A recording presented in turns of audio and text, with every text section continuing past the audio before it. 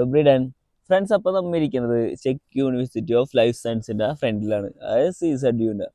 അപ്പോൾ അവിടെ എന്തൊക്കെ കോഴ്സാണ് അതിനെക്കുറിച്ച് കൂടുതൽ ഡീറ്റെയിൽസ് നമുക്ക് പറഞ്ഞു തരാനായിട്ട് അഹോയുടെ ഡയറക്ടർ നമ്മളായിട്ടുണ്ട്.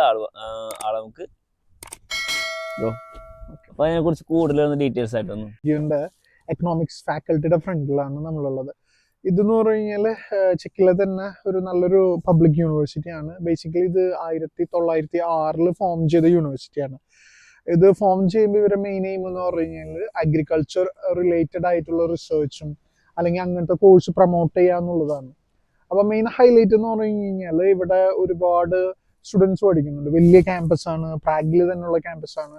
ഒരുപാട് ഇന്ത്യൻ, ബംഗ്ലാദേശി, നേപ്പാളി, അതായത് മൾട്ടി ഡൈവേഴ്സ് ആയിട്ടുള്ള ആളുകൾ പഠിക്കുന്ന ഒരു യൂണിവേഴ്സിറ്റിയാണ്. അപ്പോൾ അതിന് മെയിൻ ആയിട്ടുള്ള റീസൺ എന്ന് പറഞ്ഞു കഴിഞ്ഞാൽ ഇവിടെ ട്യൂഷൻ ഫീസ് ഭയങ്കര അഫോർഡബിൾ ആണ്. അതായത് 350 യൂറോസ് മുതലാണ് ഇവിടുത്തെ ട്യൂഷൻ ഫീസ് സ്റ്റാർട്ട് ചെയ്യുന്നത്.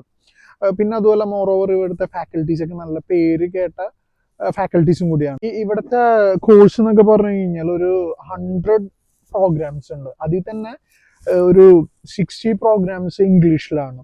അത് വരുന്നതെന്ന് പറഞ്ഞു കഴിഞ്ഞാൽ ഡിഫറെൻറ്റ് ഫീൽഡ്സിലാണ്. Ecology, natural resources, economics and management, forestry, agriculture, അങ്ങനത്തെ റിലേറ്റഡ് ആയിട്ടുള്ള കോഴ്സസ് ആണ് ഇവർ ഓഫർ ചെയ്യുന്നത്. പിന്നെയും കുറച്ച് വേറെ ഫാക്കൽറ്റീസ് ഒക്കെ ഉണ്ട്.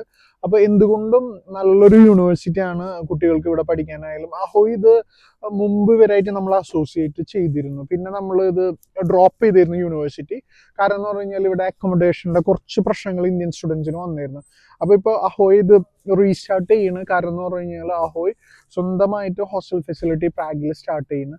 അപ്പോൾ കുട്ടികൾക്കുള്ള അക്കോമഡേഷനൊക്കെ ആയാലും അഹോയ്ക്ക് പ്രൊവൈഡ് ചെയ്യാൻ പറ്റും. വേറെ അക്കോമഡേഷൻ്റെ പ്രശ്നങ്ങളോ കാര്യങ്ങളോ ഒന്നുമില്ല. പിന്നെ നമ്മൾ ഇവിടുത്തെ ഡയറക്റ്റ് ഫാക്കൽറ്റി കോർഡിനേറ്റേഴ്സിനായിട്ടാണ് നമ്മളിവിടെ ഡീൽ ചെയ്യുന്നത്. ഇന്റർനാഷണൽ സ്റ്റുഡൻറ് കോർഡിനേറ്റേഴ്സിനായിട്ടാണ് നമ്മൾ ഡീൽ ചെയ്യുന്നത്. അപ്പോൾ നമുക്ക് അഡ്മിഷൻ പ്രൊസീജിയർ ഒക്കെ ആയാലും കുറച്ചും കൂടി സ്മൂത്ത് ആയിട്ട് നമുക്ക് ഇവിടെ ചെയ്യാൻ പറ്റും. പിന്നെ അഹോയുടെ ടീം മെമ്പേഴ്സിലത്തെ 1-2 പേര് ഇവിടെ സീനിയേഴ്സ് ആയിട്ട് ഇവിടെ പഠിക്കുന്നുണ്ട്. അപ്പോൾ നമുക്ക് ക്യാമ്പസിലായാലും നമുക്ക് ഓൺ സപ്പോർട്ടും പരിപാടിയൊക്കെ നമുക്ക് ചെയ്യാൻ പറ്റും. അപ്പോൾ ഇവിടുത്തെ ഈ കോഴ്സുകൾ കാര്യങ്ങളൊക്കെ നമ്മൾ പഠിച്ചെന്ന് പറഞ്ഞാൽ ജോലി സാധ്യതകൾ കാര്യങ്ങളൊക്കെ എങ്ങനെയാണ് അതിന്?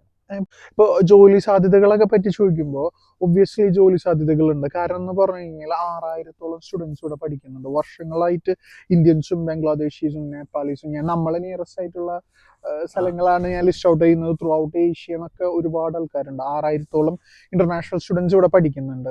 അപ്പോൾ ജോലിയൊക്കെ കിട്ടാത്തൊരു യൂണിവേഴ്സിറ്റി ആണെങ്കിൽ ഒബ്വിയസ്ലി ഇത്രയും ഇന്റർനാഷണൽ സ്റ്റുഡൻസ് ഇവിടെ പഠിക്കില്ല. പിന്നെ മോറോവർ ഇവർക്ക് എല്ലാ കൊല്ലവും ഇവരെ യൂണിവേഴ്സിറ്റിയിൽ ഇൻ ക്യാമ്പസ് ജോബ് ഫെയർ നടക്കുന്നുണ്ട്. അപ്പോൾ നമ്മളത് പിള്ളേരെ നോട്ടിഫൈ ചെയ്യും. പിന്നെ അതേപോലെ തന്നെ അവർക്ക് അതിൽ പങ്കെടുക്കാൻ ഉള്ള like CV making, Europass CV, അങ്ങനത്തെ ഒക്കെ നമ്മൾക്ക് അസിസ്റ്റൻസ് കൊടുക്കാൻ പറ്റും കുട്ടികൾക്ക്. പിന്നെ മോറോവർ നമ്മൾ സ്റ്റഡി കോർഡിനേറ്റേഴ്സിനൊക്കെ കണക്റ്റഡ്. കാരണം ഈ യൂണിവേഴ്സിറ്റിയിലും ഇറാസ്മസ് പ്ലസ് സപ്പോർട്ട് ചെയ്യുന്നുണ്ട് സ്റ്റഡിയും ട്രെയിനിഷിപ്പും. അതിനൊക്കെ നമുക്ക് സ്റ്റുഡൻസിനെ ഹെൽപ്പ് ചെയ്യാൻ പറ്റും. അതിൽ കൂടിയൊക്കെ അവർക്ക് അത്യാവശ്യം പൈസ ഒക്കെ ഉണ്ടാക്കാൻ പറ്റും.